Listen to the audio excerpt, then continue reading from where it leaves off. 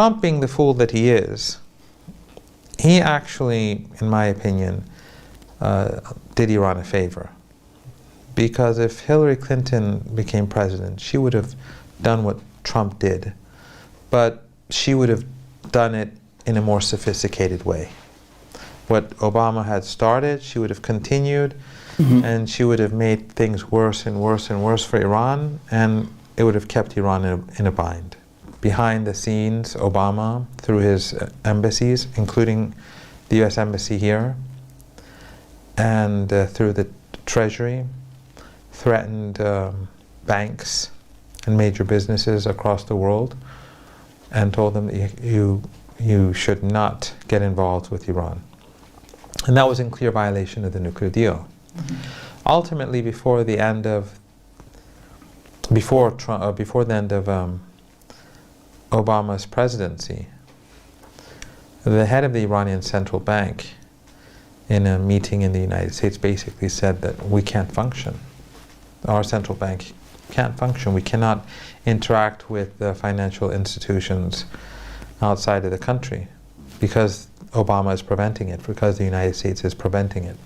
Trump, being Trump, showed the true face of the United States. And why do I say he revealed or exposed the true face of the United States? Because Biden, who's the president now, is following Trump's policies. There's been no change whatsoever. I mean, I remember when Biden was elected, senior government officials, senior people in the foreign ministry were saying that he will sign executive orders to reverse things. And I was saying, there's no way he's going to do it. Why would he do that? Why would he reverse Trump's sanctions? I was even on I won't name the think tank, but there's a famous Western think tank that invited me a few times to discuss the U.S.-Iran relationship. And these are people very close to the Biden administration. Some of them are in the Biden administration. And they were saying in these conversations held behind closed doors, it was a Skype, it was after COVID, but they were saying that Biden is going to sign a presidential decree and reverse the sanctions and we can get started. I told them I think I was probably a lone voice among those Americans close to the administration that was saying he's not going to do any of these things.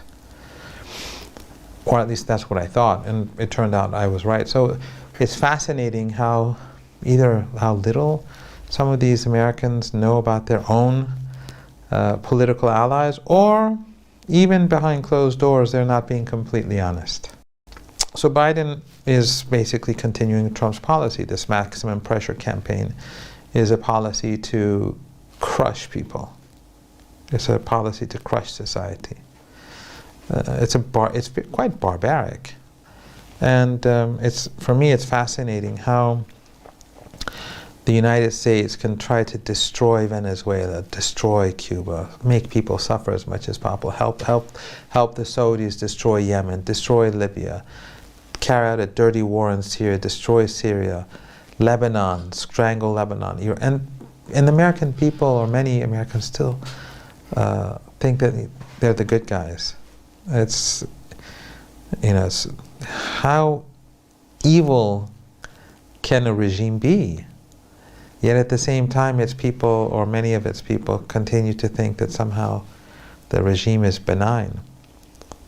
So in any case, Trump came and I think showed the true face of the political regime. And he's no different from Obama or Biden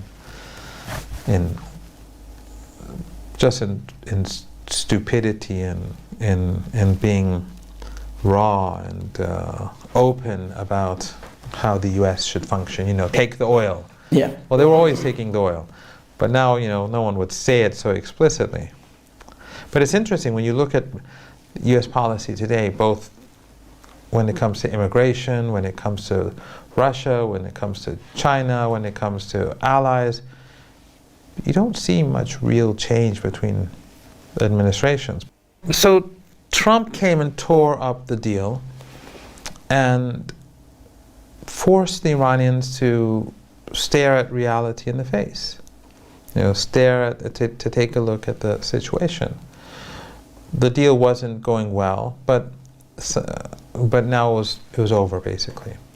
The Iranians then did a smart thing. Of course, there are differing views about this. And that is that some thought that the Iranians should immediately leave the deal.